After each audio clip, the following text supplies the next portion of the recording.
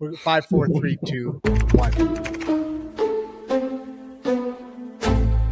Whoa, whoa, whoa, whoa, whoa.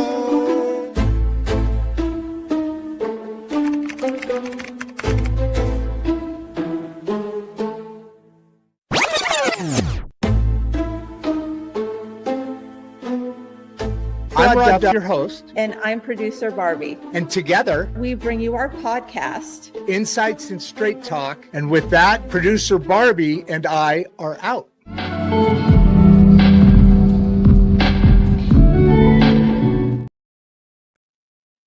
Good afternoon. Sorry, my dogs were a little obnoxious, and we have a producer here that is helping us out. I think I mentioned B last show. Yell hi, B, real quick.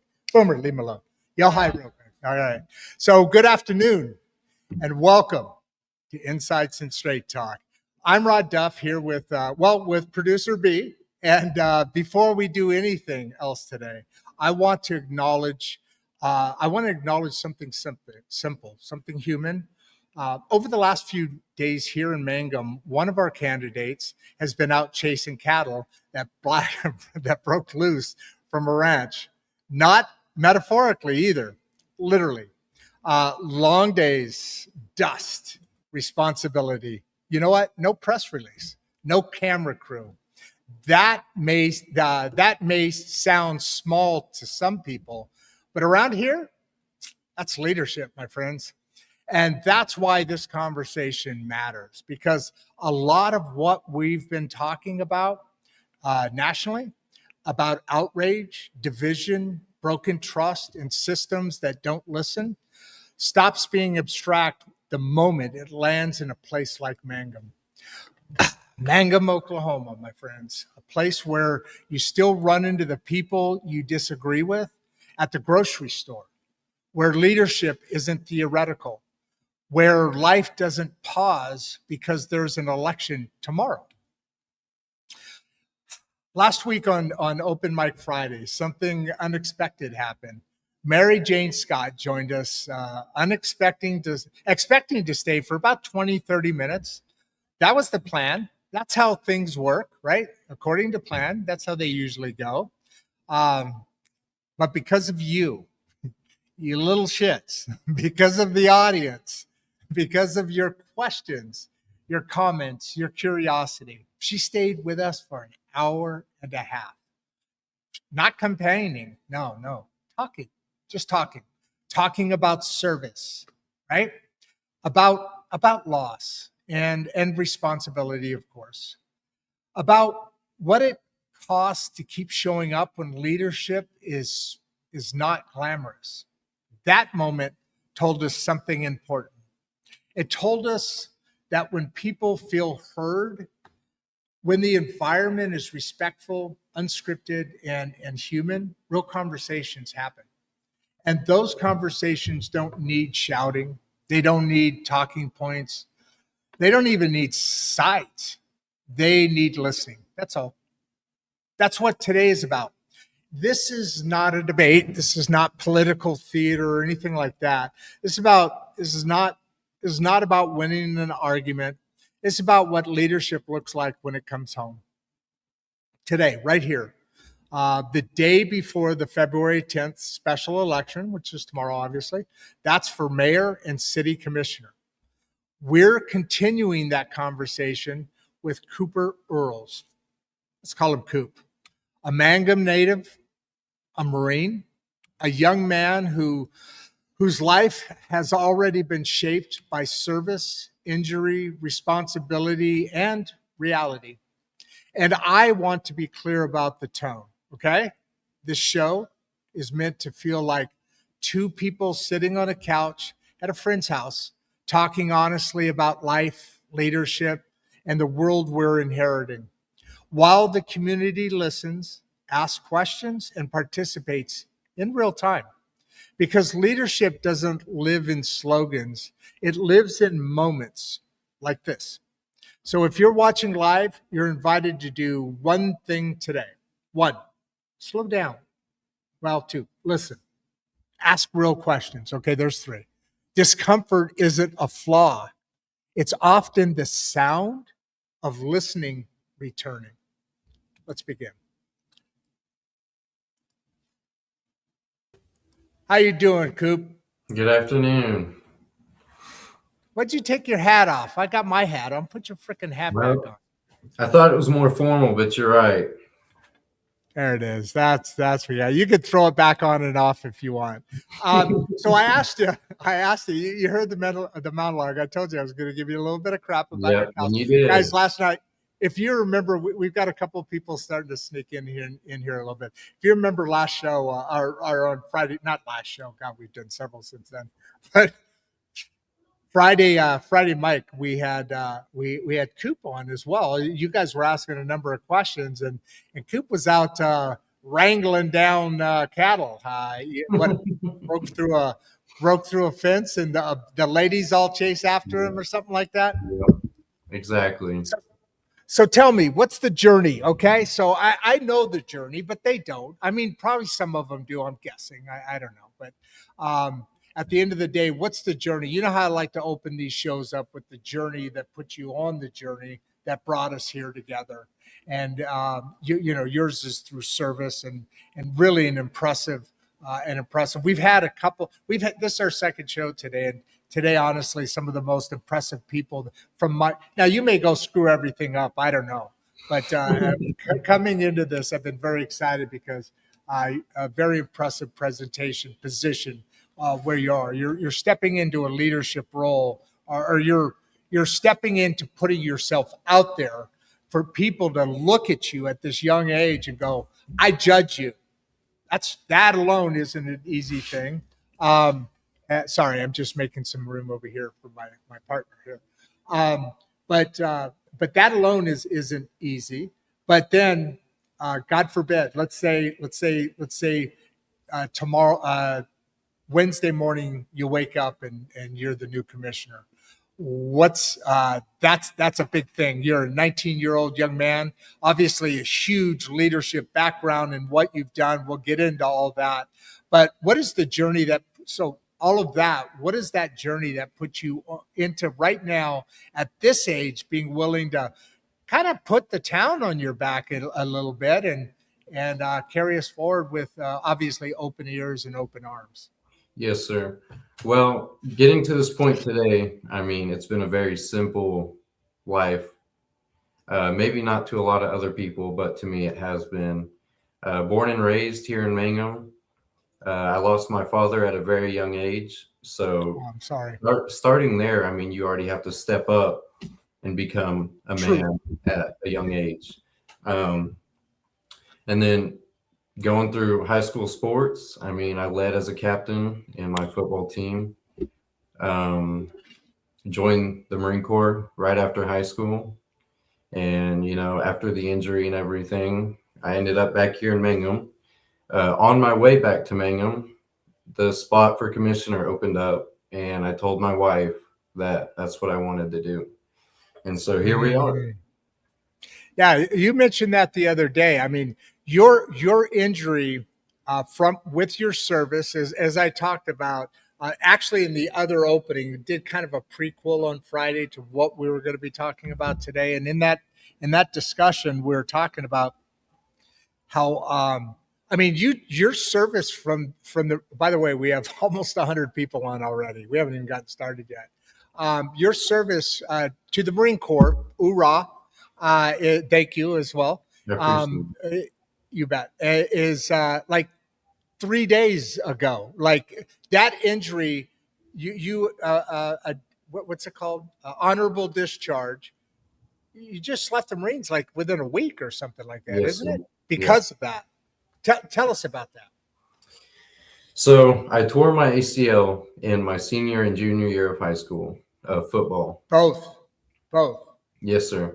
And I never got it fixed because I wanted to keep playing. Hey, don't do that again, okay? Well, I'm hoping I don't because it don't feel too good.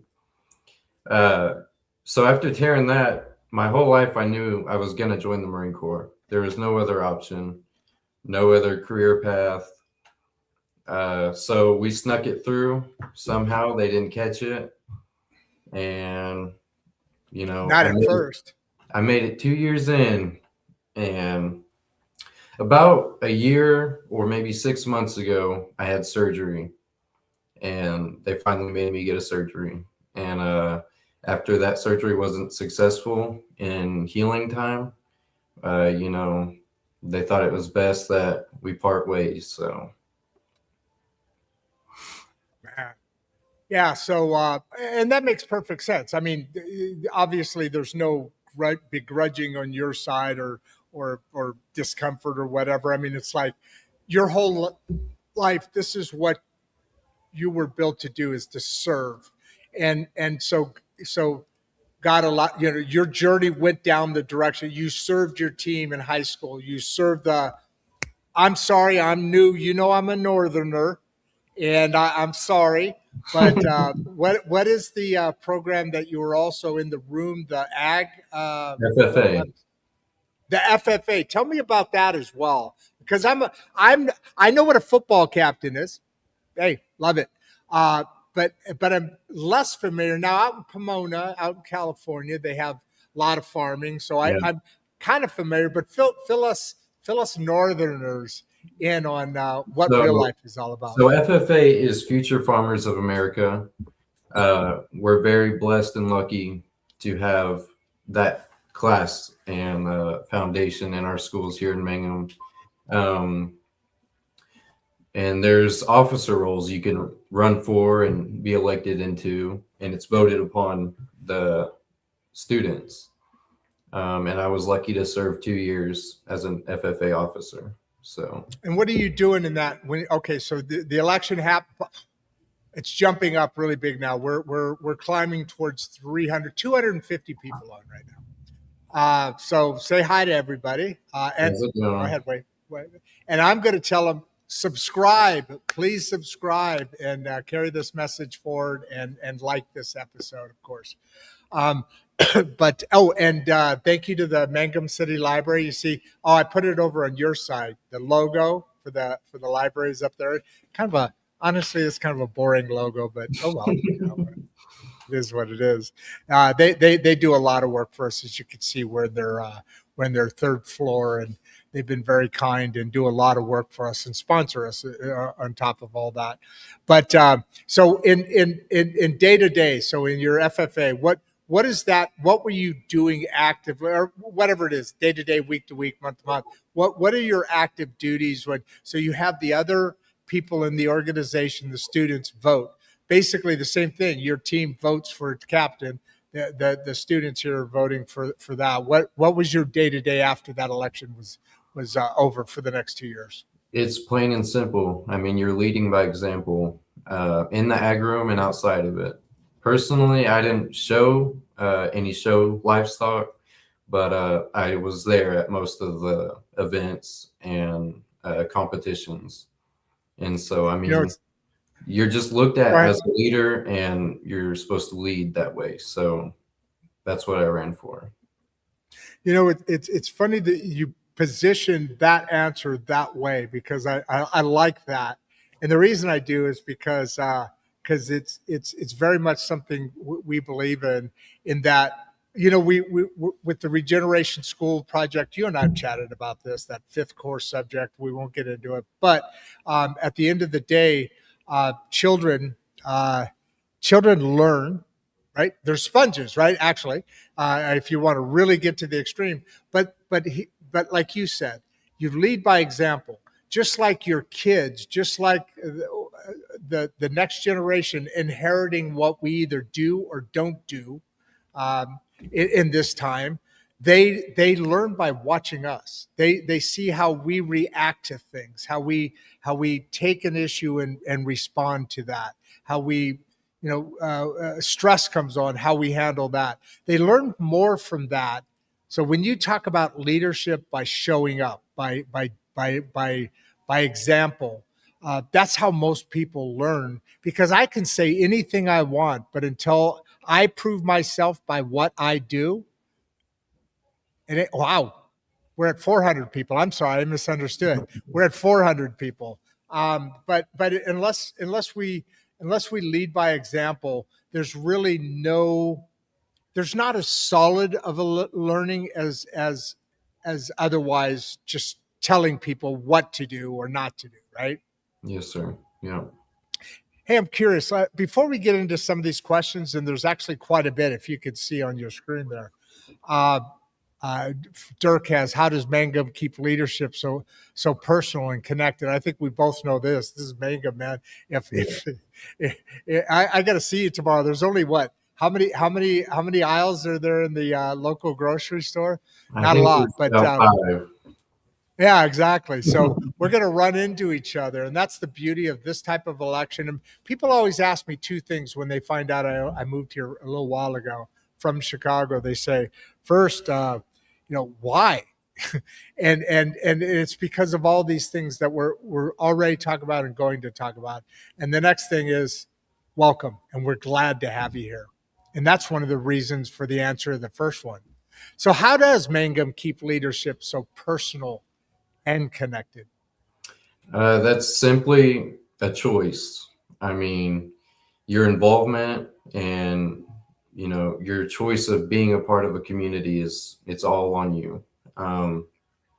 For me, my whole life I've been everybody knows everybody and everybody helps everybody.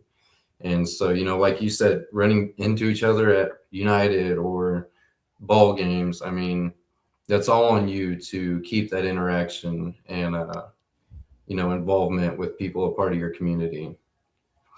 Friday night football, right? Exactly. Yeah, good season this year. I bet you enjoyed It was knowing really that fun. was going on. That Yeah. was a lot of fun. So, here we go again. So, one of the things we've talked about before is, it's not glamorous. I talked about that earlier, right? How do you keep showing up when it's not glamorous? And frankly, the election here is a small town, and it's got, now granted, it's also the seat of Greer County, so it's an important small town, actually a very important small town. Why we're here to start this pilot program here. Two questions I have for you, because I don't know if anybody's going to have the balls to ask this, but what does a commissioner do? And then lead into, because still it's not glamorous, right? So what does service before ambition really look like in daily life? It's not like you're going to turn this job around into, like some politicians do, and turn this into a net worth of, your house, your homes, and this is whatever your farm, into $400 million in a year and a half. Yeah. There's those politicians. That's not this. And so what does service look like before ambition? But before that, okay, what is you going to be doing on a day-to-day basis? Or, however the vote goes, what is a commissioner do on a day-to-day basis? I know it, kind of get it, but I don't know it. Yes, sir. Well, to start, we oversee the budget. I mean, that's what I've heard is really your main job. And second, we appoint very important people in our city. Okay. Example, city manager, police chief, and such and so forth. Hold on. So there's the mayor. Yes, sir. And then the commissioner. The commissioner is the one who appoints these, because those are the people I know. I sat. You were there at the last board meeting. So was B.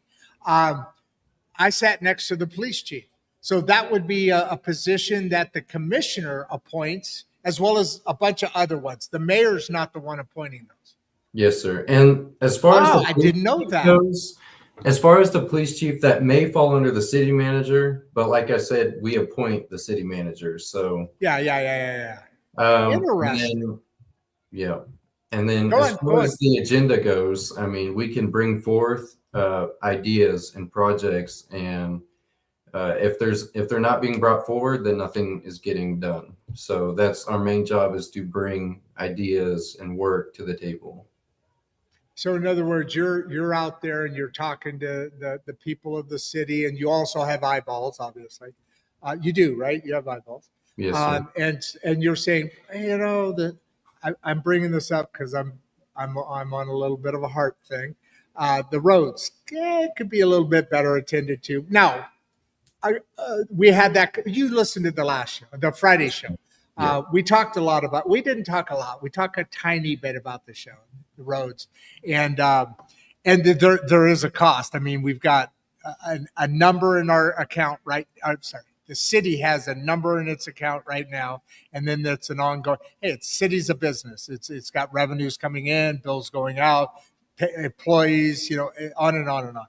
But a highway costs $1 million a mile to fix. But and then the snow thing, maybe once. Well, we have snow periodically, but I lived in Chicago. It's a different world there. So those decisions that are going on day in and day out, is it about aesthetics or is it about the stuff behind that you wouldn't see walking around the streets? Is it like background stuff? Well, give us a little example of things you might be making decisions on. This is hey, I'm kind of putting you up against the wall a little bit. I understand that, but this is an opportunity for a lot of people to really look at the inner workings of what their government, what our government is what they're doing and responding to on a day-to-day basis. And to me, that's fascinating to be able to do that with you. Yeah, and I love it. And I mean, ask all you want. I'm not scared of any question. So it's both. It is the outside appeal and the inside work. I mean, I can lay you out a bunch of plans and ideas that I have, but like you said, it's both mainly. I'll tell you what, let's not get into a bunch of plans and ideas at this point, maybe. But after you answer this question, also, what is your vision for 5 years, 10 years, 20 years from now for Mangum? That's a great point you brought up. I'm gonna hijack it. Answer that, and then what's your vision? Just a broad brush. Yeah. So, do you want me to answer Jennifer's question or finish? First, Jennifer's, and then we'll go back to that. Understand. Yep. I mean, it's simple. I mean, the paycheck we get as commissioners is maybe $100. And if that doesn't say that you're doing it for another reason other than money, then I don't know what does. And to me, that honestly means, I mean, doing something without asking who gets recognition for it. And, I told my wife this whole time during the campaign, I hate campaigning. It's like asking for favors. It's putting your face everywhere, your name everywhere. Yeah. And I just want to get to the job and get the job done. And so that's what that means to me. And as far as, 5 years down the road,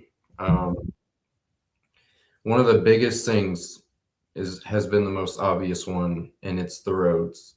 And there's ways to do it. But what people don't understand is the pipes under our roads are also incredibly due for an update. Stop right there. Are you talking about the water? Yes, sir. All right. So I was talking to a former fire chief a little bit ago. He owns the body shop, auto shop here in town, one of them. But it's the pipes and the pumps. I understand the pump, because how many times has my water gone out? We're getting into a little bit of process here. Yeah, I could not agree with you more. Go on with what you're saying, but oh my God, yes. Yes, sir. Well, that alone is a huge step. I mean, you can't fix the top without fixing the bottom. And so that alone has to be taken care of. And we can look into funding and grants that are offered from the state potentially. And then when we get to the roads, we all know it costs $1 million. And that's something small towns don't have. But there's funding possibilities, and we need to look at those and we need to chase them. And then, we're not just saying, let's throw new roads everywhere and let's throw them down right now. Let's section it off and get it done efficiently, which can be done in, 5 years. And not all of them, but we'll get parts done over time. Yeah, I mean, I think there's like Lewis Tittle, the as Mary put it, that's a state highway, Yes, which sir. I didn't know that. That was kind of cool. That's obviously in good shape, but the veins that come off both sides of Lewis Tittle, obviously, and it's a town, and at one point this was a pretty good sized town that decided not to take some growth opportunities, and they went to areas outside of us, and because they didn't want to change, they wanted to keep everything the same. At that point, you have a lot of roads that could definitely. I mean, nothing is horrible, but I mean, there's definitely some work that can be done. I think sidewalks and curbs and stuff like that, or even maybe even a little bit more important than roads. But I'm an aesthetics kind of guy. What do you see? What do you see coming up for Mangum 5, 10, 20 years from now? I mean, progress is what I see. But it starts with days like tomorrow. It starts with election days. It Who does. we choose to take care of the work is where Mangum's going to end up. And so down the road, I'm hoping to see more jobs. And, there's a process to Coming everything. in, And every jobs promise coming you in. make, there's a process behind it. But for jobs, we need people to come in and show that, we need more jobs. And so we can fall back to the aesthetics part of Mangum. I mean, nobody wants to ride into a town that looks like it's falling apart and think, well, this is where I want to stay the rest of my life. And so that's a big, huge first step. And some of that stuff, if you think about it, I'm glad you said that because I've been thinking about that a lot because I want to grow this podcast. I came here for a specific reason. One part of it, to be honest with you, is because my grandkids are just over the border in Texas. The other one's in California. I split the difference coming out of Chicago, but well, I didn't split the difference. I got closer to the younger one, Yeah, but that's okay. it's still closer. It's still closer for both of them. But I love being here, and I love being in Mangum. I love the vibe. I've already experienced the people. When I do a lot of walking in town, which I don't think people are used to, even though it's a small town, a lot of people drive and do all that. But I do a lot of walking, and sometimes even in inclement weather. I have been asked if I need a ride. I'm not kidding you. People who don't know me, plus people who know me, but 5 or 6, 7 people. An old lady pulled over. Hey, sir, you need a ride? No, I'm good. Thank you so much. But this is that kind of town. That's the It difference. is.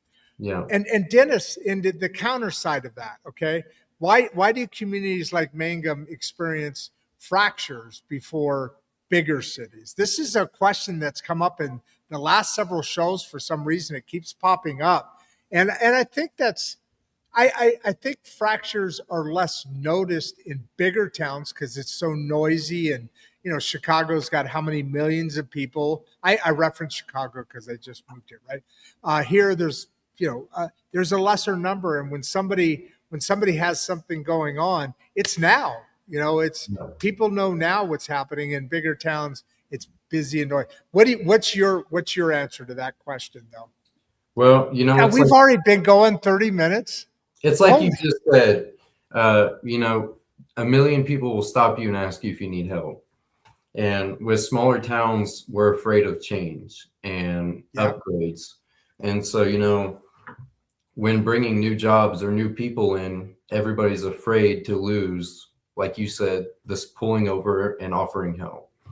And, just because we're afraid of it doesn't mean that's what's going to happen. And because we don't take those chances and move forward, we fall back and we have fractures, like you said. Yeah, and it's such more of a spotlight. And let's go back to the grocery store, right? Yeah. There's what 5, 6 aisles or so. I run into people.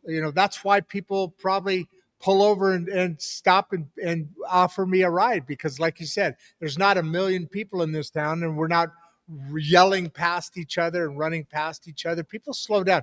One of the first times that I was here in town, I remember this. One of the sheriff deputies lives in a lot, behind me quite a bit, but my neighbor-ish. And good guy. We've gotten to know each other. We have this big open area between us, and and our dogs are friends. But anyway, the first time first part I came into town, uh, he was driving one way and I was walking to the gym, Total Fitness over there, and I wave at him as he goes. He waved at me and I waved at him. And then as I was going on, I hear this horn behind me. And I'm like, you know where Total Fitness is, right? Yes. Yeah. So right across the street, right on that area before you look at not City Hall, but the courthouse there. Yeah. So that wider open kind of sidewalk kind of sort of thing there. But I was just getting ready to cross the street. It's not Oklahoma, whatever that street is there. And I hear that horn and I turn around and he had pulled up and he just wanted to chit chat. So he and I sit 10, 15 minutes just chatting about the shit and what's going on and this and that. Chicago, not a chance in hell that would ever happen. So what's the biggest challenge? So Daniel here, great question. What's the biggest challenge a city commissioner faces in day to day? So we did the broad brush stuff, but what do you see coming up? I mean, no, I know bringing in the people that we talked about just now that support the role. The manager, the city manager, and so forth. I know those are important things for you to do, but what's day to day? What's the biggest challenge you think you face? You see that you face? Well, as far as the job goes, you only have a meeting once a month. I mean, without special meetings called. Right. So day to day, I think the biggest issue I would face is, am I doing enough? Or what can I do more to benefit Mangum? You only have one meeting a month. So the rest of the time is what you're going to do. And I mean, so that falls on your shoulders heavily. I mean, so you're kind of saying, you're actually kind of saying showing up without people watching over your shoulder, one, doing the work, that kind of thing. That how do you act when people aren't watching? That's to you. Is that what you're saying? That's the biggest thing. Interesting. And then some might say it's criticism, but I mean, if you can't handle that, then there's lighter job. So yeah, then what the heck are you doing? Right? Sorry. I always tell people, I forgot to tell you, and you obviously did it. I always tell people, make sure your alarms and here I am. And my phone's screaming at me in the background. Yeah, I heard, in the past, I referenced in general, but I'm going to say it out loud.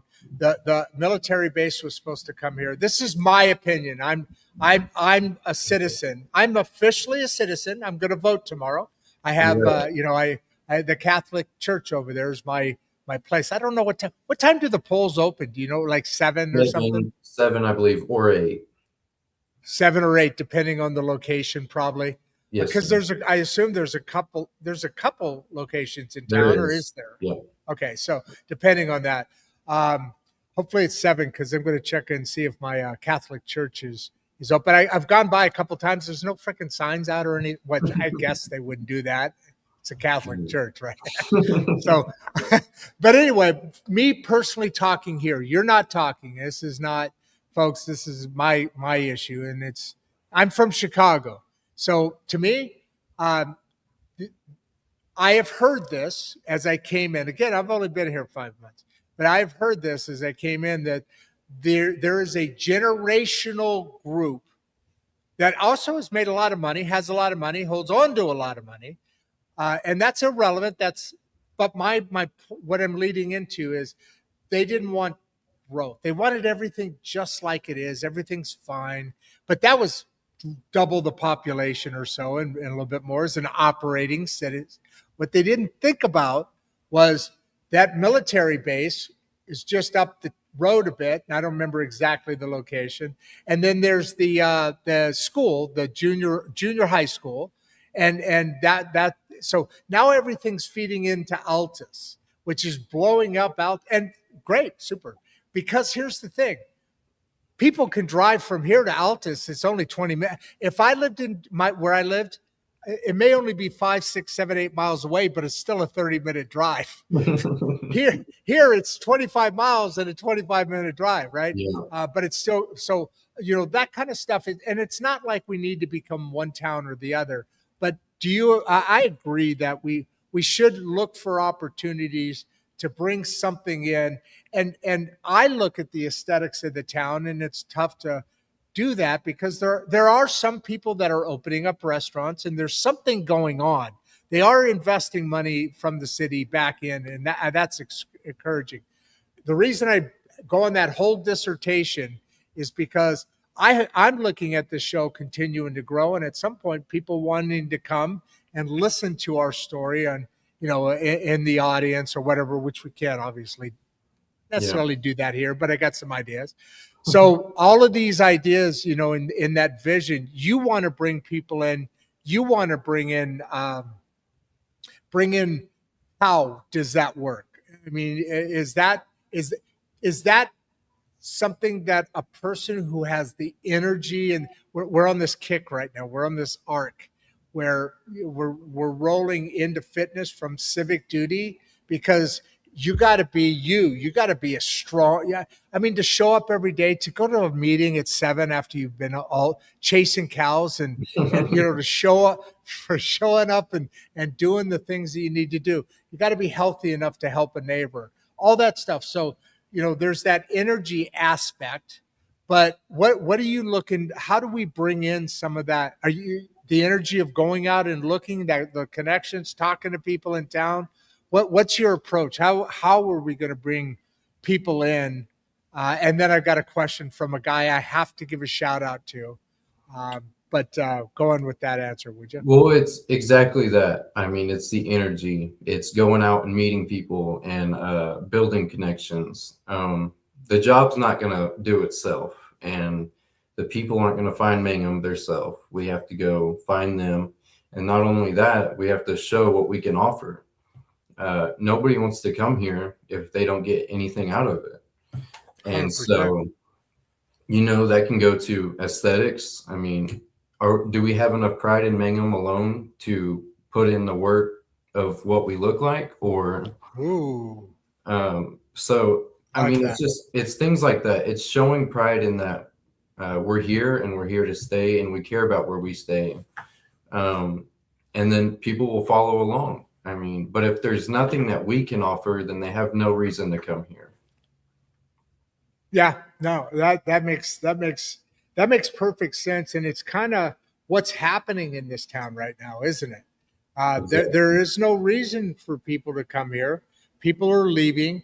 That's why if you read my call, and I'm not loading myself, although I am, I guess, in a way, but in the column, it talks about education and the things that we need to build on here in town to first keep people.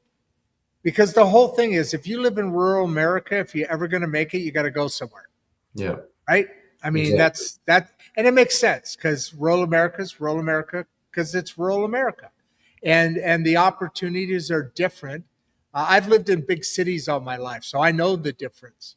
And I've traveled all over the country, and I went to 3 high schools. I went to 8 elementary schools, not because I was a horrible kid. Not that I wasn't a horrible kid, but that's not why. Yeah. Military family. My dad was in the Marines. You know how that lifestyle is. And so I've seen a lot of different things and so forth and so on. And it's important that we really kind of step back and bring energy, the energy that we just talked about, that health, that, muscle fitness, these are things we're talking about that directly does actually relate, because I'm tying this in the arc. So I'm going to talk about both. Because if you can't have the energy to go out and make those connections, to, for $100 a month, whatever it is, to go out and do those things that need to be done to first keep people here, the education, build that up, and opportunities, what it's all about. And then, well, actually, I guess at that point, you're at the same time also bringing people in as well as keeping them here, because opportunities exist. I mean, Ohio, Oklahoma City's what 3-4 hours away, Yes, and sir. that's you've got opportunities between here and there, but we really need to take that responsibility. We're the county seat. We're not going to go away. You can't. Yeah. We can't go away. Greer goes away. It can't happen. And we've got all that. And what we need now is that energy to say, all right, let's do this, man. Let's get this. Let's do this. And I think we have a lot of, like, I hate to say this, but you've never lived in a condo complex, I'm sure. I doubt you've ever seen one. I have. I've owned a couple of condos, and you always have boards for condos, that make the rules. And, it's basically a micro version of a Mangum. And then a Mangum is a micro version of a big city, a town, a Chicago or a Oklahoma City or, what's Tulsa? Tulsa. You ever Cool. seen that show? You ever seen Tulsa, the show I have on not. cable?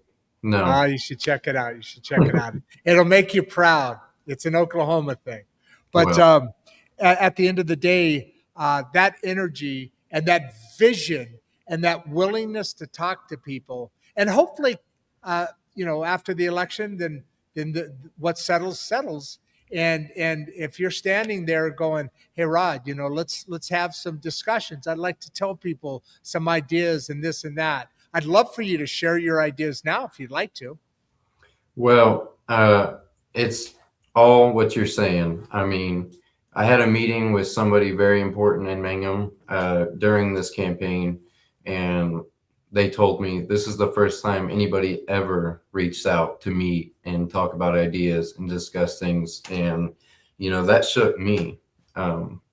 So it's like you said, you got to have the energy, you got to have the want to show up and work every day, because that $115 don't keep the lights on. So Sorry, you're absolutely right. Hey, I want to get into Bradley here for a second. But before I do that, a little story here. Bradley Pomp, he actually showed up on both shows today. That's interesting.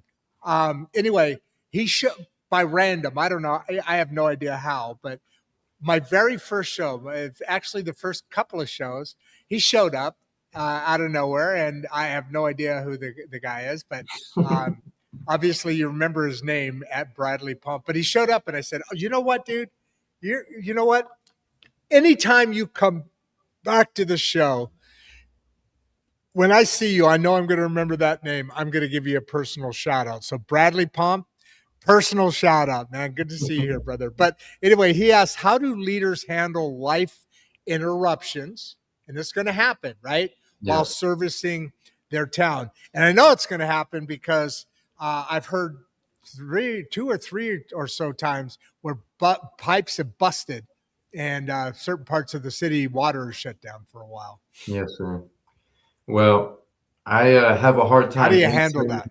I have a hard time answering these kind of questions. And the only reason is because of, like you would know, my military experience.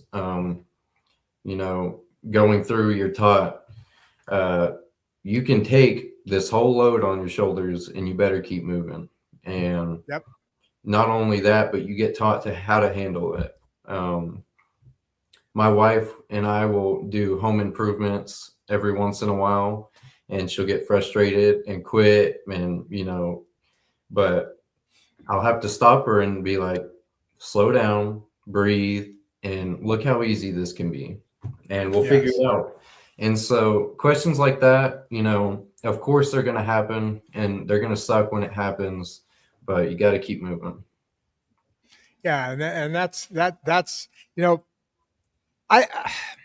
I don't know exactly who's listening right now and what the makeup of the person or the family or whatever that's watching, but growing up, I grew up in a very well.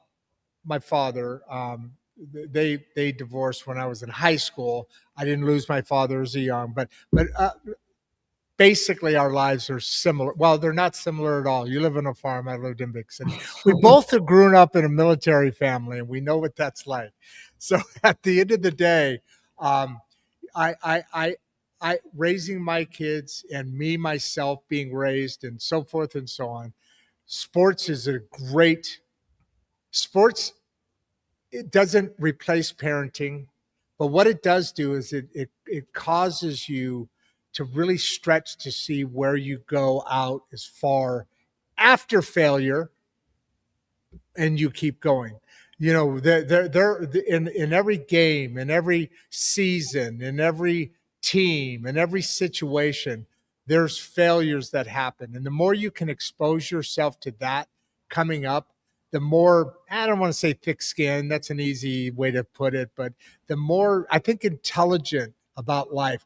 I know failures are going to happen. It's like remember earlier I was talking about people. No, I'm sorry, this was the other show, but we were talking about how kids learn, and what kids are supposed to do and how they react and how we're in different generations. You live in a different world, in a digital world compared to my analog world. You're moving so much faster, and I don't even see the smoke of where you are down there, the dust from the road. Um, but it's really important for us to understand that as we move forward, there are certain things that drive us. And to me, sports and then the military is really an extreme version of sports. I don't want to simplify it, but you know what I'm kind of meaning, right? And that brings a character, a structure, a bone structure, that, hey, well, my story was that you should tell your kids some of your scars so they can see that you've had those scars. You've had failures, you've had disappointments, but I'm still here. I'm doing the Look at what dad did. He's doing this, and he's told us about what happened before, and same here in sports. You get those scars. It doesn't feel it senior year, your last game. What is that feeling like? Unreal. It sucks, doesn't it? Yeah. Yeah, that's a moment in time where your identity now changes. But before that, you had a whole season of wins and losses, and those losses, definitely are scars that you learned from, to know that you can now you just give this different or that different. What am I just spouting BS, or did you No, gain from everything that you've been through? Did you gain that same sort of experience? it's made me who I am today, and I don't regret any of it. Yeah, it's going to be interesting because this seems just to be a next step, and if you look at folks, look at this path, look at where we've gone. And I'm not, well, I should shut up for a minute because it sounds like a little man crush going on here. And I'm just saying, I like that path. I enjoy that path of leadership and being able to move through things. So here, Landrick, what lessons can bigger cities learn from Mangum's leadership? This is you know what he's doing? He's twisting on. You know Yeah. what? He's probably twisting this. Now you're going to tell me what Chicago can learn from this kind of leadership that Well, we do. I've never heard of it that way, being twisted. I never have either, to be honest with you. So I do like that question. And I think we can go back to people stopping and asking you if you need help or a ride. You So know, true. leading a city or a small town or a community, it all comes down to people wanting to go to you, wanting to go to the leadership, or feeling like they even can. And so, Bam, right there. yeah. And Right so, there. I mean, I'm sorry. Go ahead. Go ahead. I'll come back at the end. Go ahead. I'll come back. and that's the biggest thing. I mean, and maybe because I was born in it, you just think that's the right way and the only way. But I don't see why you wouldn't want a close community that knows they can go to each other and ask for help. Well, and now let's bring this little section together here. Let's bring it full circle because, in all honesty, I don't know if you know about this politics of Chicago. I do. unfortunately. I'm not proud of that, but I do. The mayor there is okay. Setting all of that aside, I think that actually big cities can learn from towns, little cities like ours, Definitely. Yeah. because here's why. What you were just saying when I pointed at you, what you were just saying, and there was, you know, we talk to each other, and it's because we don't know any different, maybe, but we talk to each other, we chat, when you're leading, you're facing people that you're talking to. I'm sorry, you're talking to people, you're facing those people that you've made decisions for in a situation, right? So at the end of the day, uh, big cities, mayors and commissioners, when these halls happen, it's all bullshit. I Yeah. mean, pardon my language, but it's all bullshit. I mean, you have city halls in here, and they have scripted questions, and they you've seen the outtakes on social media or whatever, and it's all bullshit.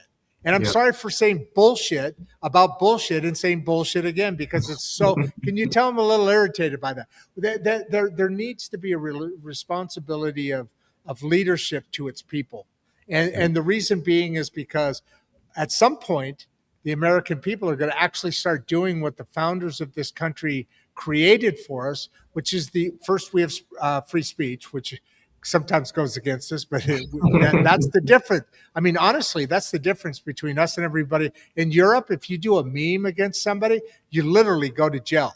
Yes, sir. Yeah. That's insane. But we have that. But the other thing we have is we just vote people in. We vote them out. We vote them in because of what they said. Yeah. If they do what they said, we keep voting them in for whatever that term or whatever. If they don't do what they said and don't have a good reason of why it couldn't be done, because in all honesty, Mary Scott said something on Friday, and she said, now it may not be able to be done, and I'll talk to you about why. So, people may or may not like the current administration, but two things I liked about it, and then I'll say him. When he came down the escalator and then later said, drain the swamp. Anything else that's going on? Okay, he knows what we want. That's right there, right? And then what did he start doing? Right away, trying to do it. Okay, so I respect that. I'm an independent. I vote split ticket. It depends on who. Yeah. I don't necessarily like all the people as a person, just like not everybody likes me. But if I'm doing the show right, they should be happy with it, not because I'm, somebody they like or don't like. I don't know. Yes, sir. But I think big cities should really look at what we're doing, because your decisions matter even more, because you're going to look those decisions are going to be, if my water gets turned off, that's affecting me. Yeah. If I just keep going back to that because it's the only thing I could think about. Everything else is perfect.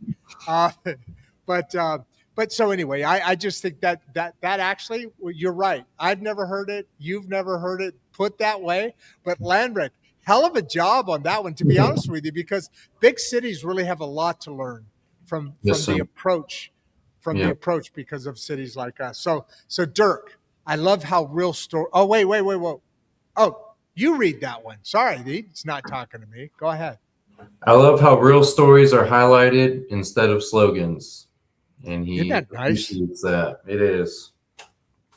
And that's beautiful. That's the biggest thing. I mean, coming into this, I did my research. I went to city meetings. I watched all the past ones. My biggest thing was an open door policy. Yes.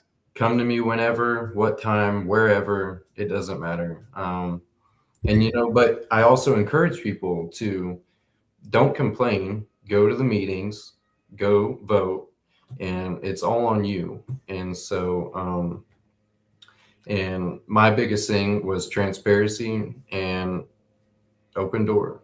And so, like Mary Jane said, she said, I can come to you and tell you why that won't work. And that's a big thing, is it is instead of hearing their problems and just never following up, we're going to hear it and then follow back up with why it worked or why it didn't. Yeah, and when people don't think they're being heard, that's the worst thing in the world. Yes, sir. It just one thing. It's funny that last question just came up because think about this. I haven't figured out my schedule good enough yet, and I want to get a little bit more dialed into local stuff, but I actually want to kind of start finding a place around town, maybe a couple of places where I can go in the morning for an hour or hour and a half or 2 hours and have some coffee and like kind of invite people. Of course, talk to the store owner beforehand or whatever. And it'd be kind of neat to not a town hall, just hey, come. You know what? I'm here from 8 to 10, 9:30, Monday, Wednesday, and Friday, or whatever it is. I'd love to hear your topics to be on the show, or in your case, to whatever. But those are things I think, especially a small town. Now I don't know your work schedule. Just throwing stuff up in the air. But that's something I want to do that I think is going to be pretty fun to do once I kind of dial that in. Yes, sir. Can you see the chair? Hold on. I see the chair. See the chair there? Yes, sir. So that is a placeholder right there. I think I mentioned maybe I did mention this to you before. I don't think so. I'm in this spot now because of voices at the table, let's call it. So giving teens, the last show, you got to watch the last show. I was talking to a 19-year-old. It's called The Tech Boy, and he's kind of a big tech. He's got a podcast and he's got a media company.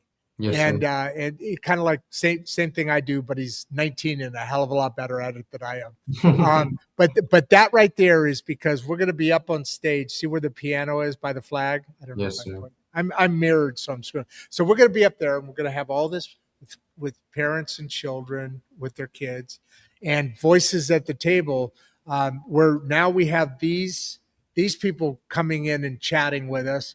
We're going to have kids coming in, and that's just as soon as that gets up to here, it used to be all the way back by the fireplace, and every time we keep doing stuff, this election, we're getting more involved in the city, and I've been talking to some school officials, and we want to create that pilot program here in Mangum. Oh, by the way, I guess I'm already talking to you as commissioner. I'm not saying you are, but because that's something that I really want to really continue to. I want that chair up here so I have kids, with their parents. I used to be in the home studio, and when this started working towards becoming a reality, no way in hell am I going to have kids in my house. That's just asking for trouble, right? You'll be calling the sheriff, tell me to go pick them up. Go ahead. I do want to interrupt you and thank you for doing what you're doing, because during this campaign, I mean, I've heard time and time again, we want to get out and vote, but we don't know anything about the people running. And so that is a big thing. And what you're doing has never been done, in maybe any small town. And so I really appreciated when you came to that last meeting and mentioned this is what you wanted to bring up. And so that's why I jumped on it as soon as I could. And sadly, Mary Jane beat me to the first one, but no, this is that's true. She kind of does, because I don't plan on stopping here. I think this is a media.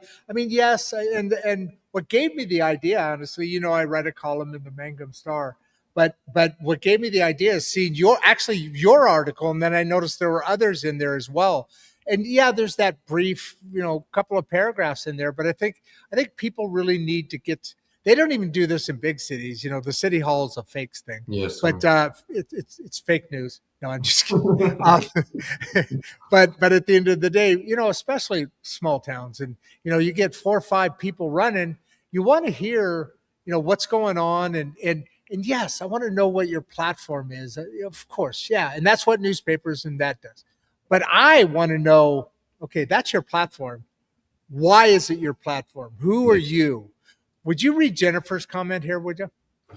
She says, fascinating discussion, which I had a lot of fun. How do small towns stay resilient when national politics fail?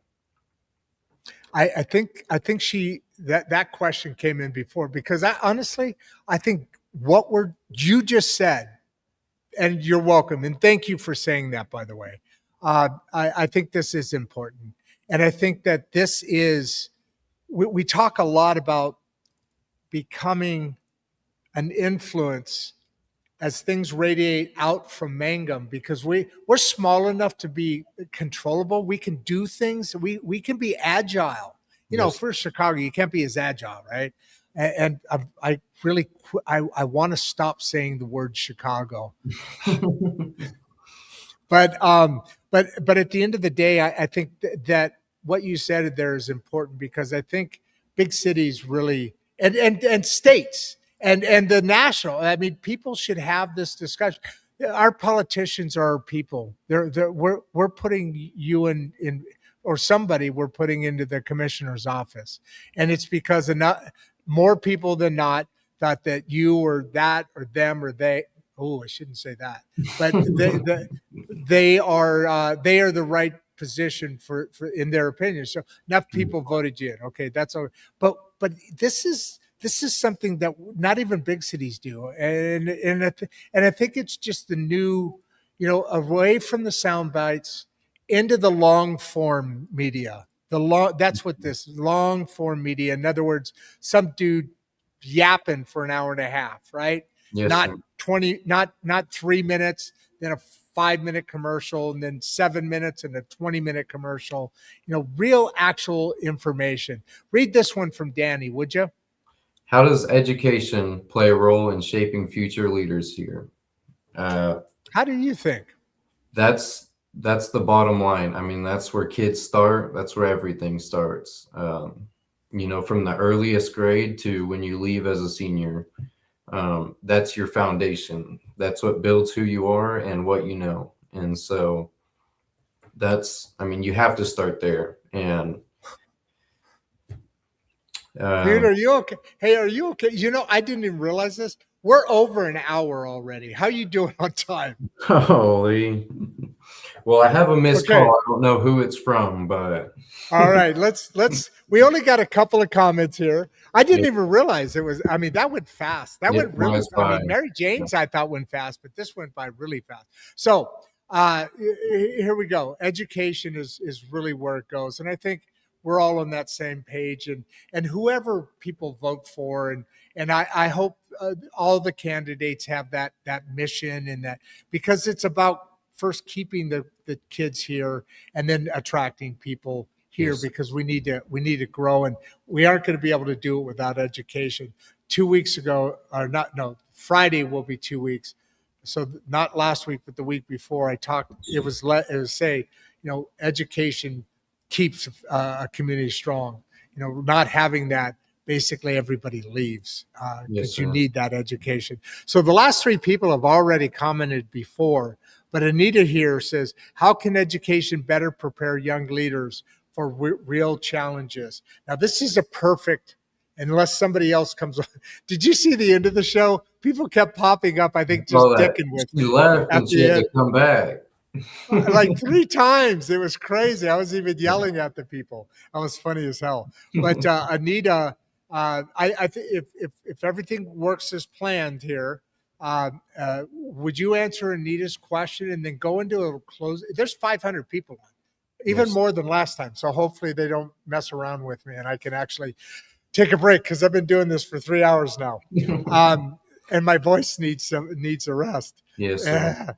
But at the end of the day, how can education better prepare young leaders for real challenges? And then from that, because it's young people, for real challenges, education, all of this.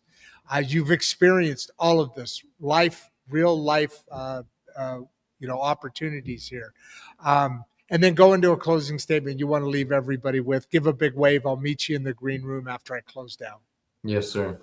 Well, as commissioner, I don't have my hand in our school board, but I get to work alongside them. And so implementing leadership programs is something we can look at and is very important for the future of the kids that go through here.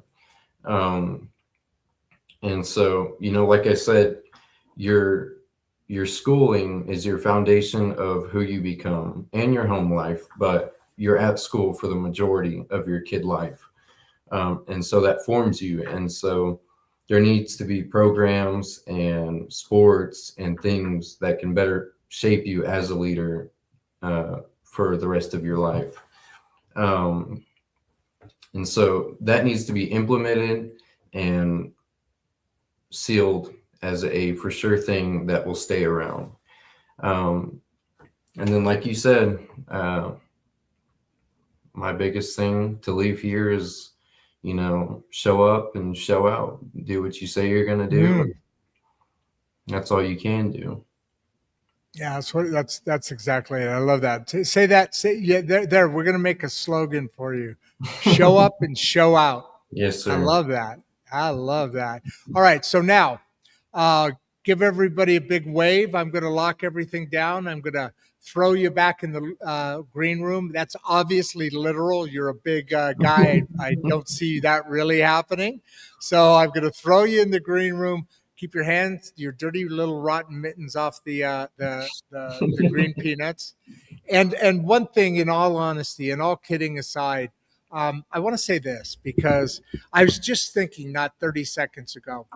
I talked to a lot of young people, and I don't know if I told you this story about Penny, the guy that's one of the co-founders of Leaf Lab, who's a sponsor of ours. But anyway, he told me a little while ago because I was really getting frustrated listening to the news. I'll try and make this really short because I know you're getting a little bit up against the wall here. But at the end of the day, I was really starting to get frustrated by some of the stuff you see on the news, and I'm going to retire. Well, I probably won't, but maybe I'll retire someday. And meanwhile, as I get older, I need the economy to keep going so that things keep moving along because I can't. Well, I can always, but it's harder the older you get to come back if something happens economically, and I get the need to have to continue to, you know what I'm saying? I need the economy to keep going. I'm old. I'm more dependent. Um, so Penny said, "You know what, Rod?" He said, "You got to understand something. Kids today are the teenagers and above, especially today, are more intelligent and more forward thinking than you think. Yeah, there's this stuff going on over here. And, that's something else that we can talk about another day. But at the end of the day, um, they're more informed, they're more involved. They just speak a different language that we don't understand because you're living in a digital world and I'm living in an analog world. I couldn't even say it. Analogic. I don't know where that was coming from. In an analog world, and it's impressive to meet on the same day two young men that literally I'm talking to another adult, and that's not an insult or a compliment. It's refreshing to see what people like you are willing to do with the whole rest of your life still ahead of you and stepping back and saying I want to serve here and that's what I'm built from, and then that's all awesome. Yes, Then you sir. talk to them. That's all. Talk to them and you have an impressive voice and response, and it's very encouraging for me to know that this union is going to be around through another generation. Give everybody a big wave. I'll see you in the green room. I appreciate it, sir. You betcha. Yeah, that was awesome, guys, and I really, as I say, I enjoy doing the show. And it's not only because I'm very arrogant and I like to see myself on camera, although I'm not that handsome, so I don't know. It's a weird sickness, but the real thing that kind of gets me excited is that I every day I was telling him I don't think I said it on the show. We're at 493 shows right now today, just 493. So we're almost at 500 shows in a year and a half. And that year and a half is irrelevant, but in a very short amount of time, I get to see experts in subjects every single day of the week, sometimes 2 days a week, like today. There have been times 3 days a week, which I'll never do again. That's exhausting. That's hard to do. But but I do this because I love what I'm doing. And not only that, but I probably gain more than anybody out of this because I get to finally start to understand what listening is like, what learning from a conversation is like. And so as we get ready to close today, I want to bring us back to where we started. Leadership isn't something that only shows up during elections. It shows up when cattle get loose. I told you. I told you, Coop. I told you I'm going to keep giving you crap about your cattle. When plans fall apart, when service doesn't go to the way you expected, and we talked about a lot of that today. When you still raise your hand anyway. What you heard today wasn't a performance. It was a person, right? And whether you agree with every word or not, that matters. Because democracy doesn't serve or survive on agreement. It survives on understanding. Over the last few weeks, we've been talking a lot about systems, how they fail quietly before they fail loudly, about education, and again today, about listening, about why outrage replaces dialogue. And today, right here in Mangum, we saw the opposite. On Friday, we saw the opposite. Throughout this week, we have seen the opposite through different people and situations. We saw what happens when people sit down, when they answer questions instead of dodging them, when they're willing to be seen as human before seen as correct or right. That's why Voices at the Table exists. That's why the Regeneration School Project exists. And that's why Insights and Straight Talk exists. Because education wasn't meant, it was meant to be a shelter. Sorry about that. Let me say that again. Education was meant to be a shelter. Civic service was meant to be stewardship. And listening was meant to be a skill we practiced. Not something we outsource to algorithms and outrage. If you're watching this and you're tired of shouting matches, if you're tired of being told what to think instead of being trusted what to think, if you believe leadership should be personal, then you're in the right place. Before you go, I want to ask 3 things from you, okay? Just 3 things. First, subscribe to the channel. This conversation only works if people keep showing up.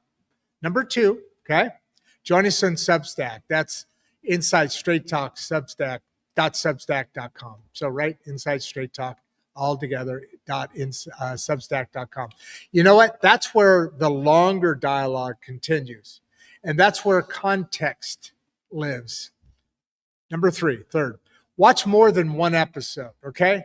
This show has a rhythm, you know, a vibe. And once you feel it, you'll understand why these conversations land differently. Tomorrow is election day. However you vote, do it informed, do it thoughtfully. And remember, the people on that ballot are your neighbors. That still matters. From Mangum, Oklahoma, this is Insights and Straight Talk. We'll see you next time. I'm Rod Duff. I'm your host.